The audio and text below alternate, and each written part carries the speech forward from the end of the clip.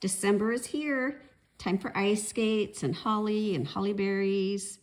And this design I stitched up after I colored, and I didn't do a whole lot of coloring on this, just the green in the leaves and then the brown for the boots. And there's just very limited color palette as far as the thread in this one also. So it has the old brick red for the berries, which are satin stitched. These are just long cross stitches with little lazy daisies for the laces. Lazy daisy up there too. And then the leaves are fishbone stitch, and the holly leaves are just stem stitched around.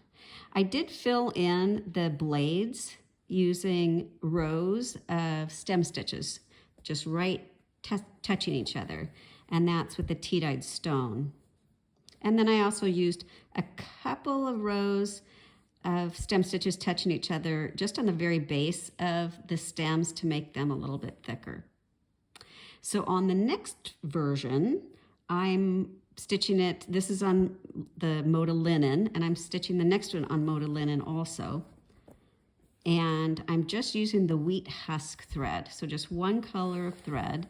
And I thought I would really fill this one in. So besides just doing the regular stitching, I've added beads and buttons, you can see here, and a lot of French knots, and just kind of filled it in wherever it looked like it needed a little something special. I did not fill these blades in, I just did an outline around them, but I did fill in the soles of the skates. And the little berries are satin stitched again. These kind of rounded leaves, I did the fishbone stitch again, like the other one, but I did change up these holly leaves.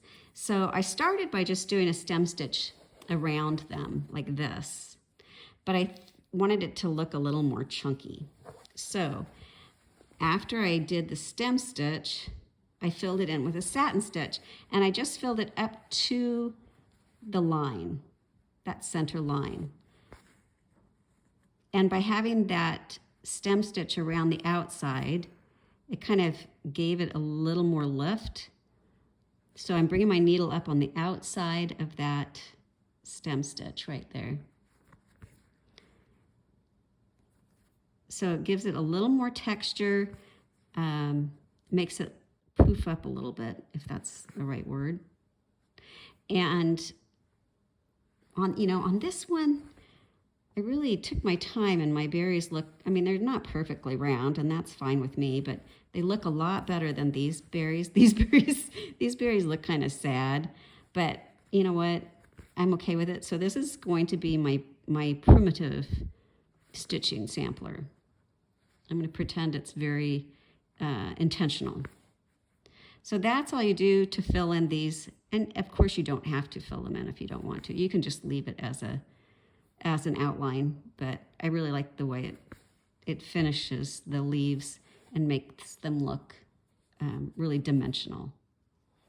On the laces, as you can see, these are just one stitch going all the way across. And then we have these little lazy daisies. This is a larger lazy daisy up here. So for a lazy daisy, you're going to bring your needle up at the base of the little loop. And then I like to just kind of carry my thread up to mimic that loop.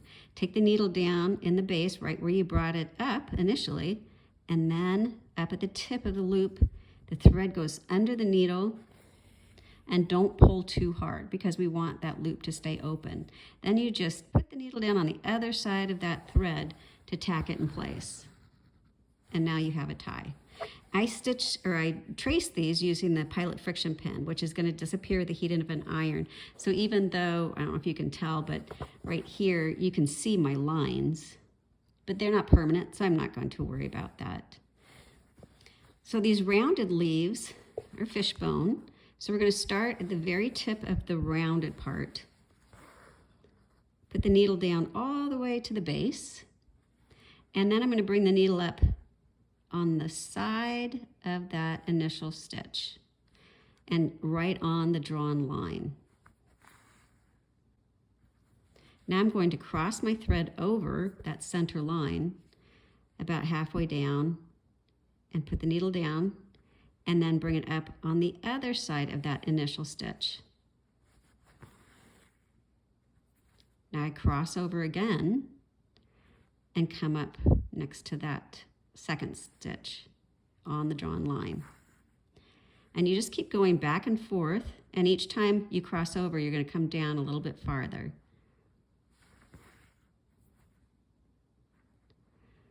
And I could retrace this line because it's kind of faint, so hopefully you can see it.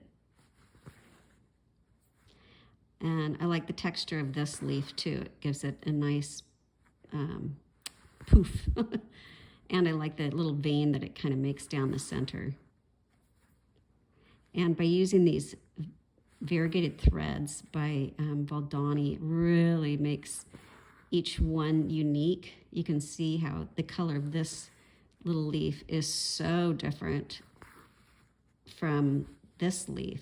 So even though I'm only using one thread, it's like you're using a multitude of colors when you use a real variegated thread like this.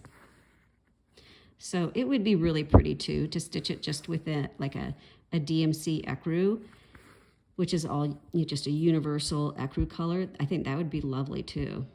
So just depending on the look that you're going for. These stitches aren't quite what I want them to be. Like I said, this is my primitive one.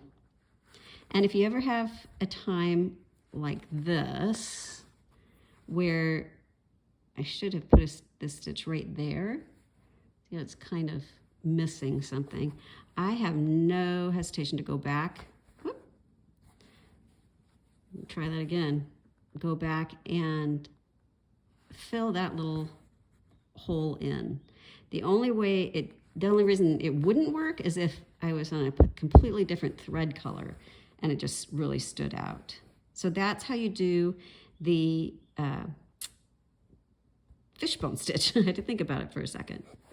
When you're doing a little berry and you want to do a satin stitch, I like to start in the middle and then go out to each side, which works fine unless you're at a place in your thread where it's really changing colors. So look at your thread first before you start that. Mine's pretty uniform, so I'm not too worried about it. The other thing I would say is, like, my drawing of this circle is a little bit oblong, and the longer way is this way. So that's where I'm going to start my first stitch, because if I started this way, it would make it even more of an oblong. So I just take it right down the center and then come up right next to where I initially started on the drawn line. And then all the way down the bottom, and now I'm going to come up on the other side of that drawn line.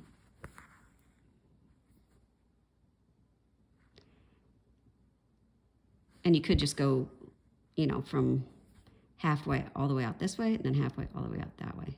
It's just up to you. Sometimes I find it's easier to put my needle up at a different angle.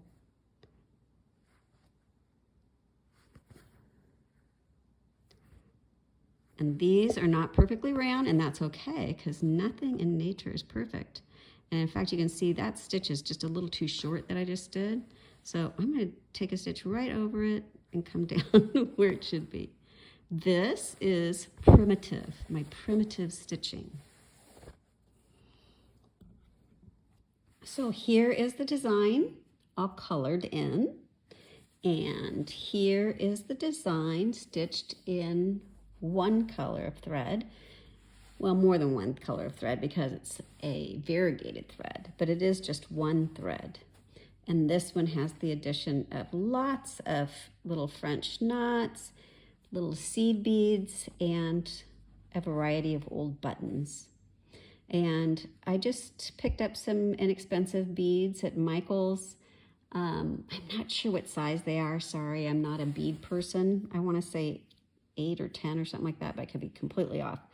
I just know that my size 7 needle will fit through that hole. And that was the most important part for me. So December is all done. Are you ready for the new year? It will be here in a flash. I hope you like this design. See you next month. Bye.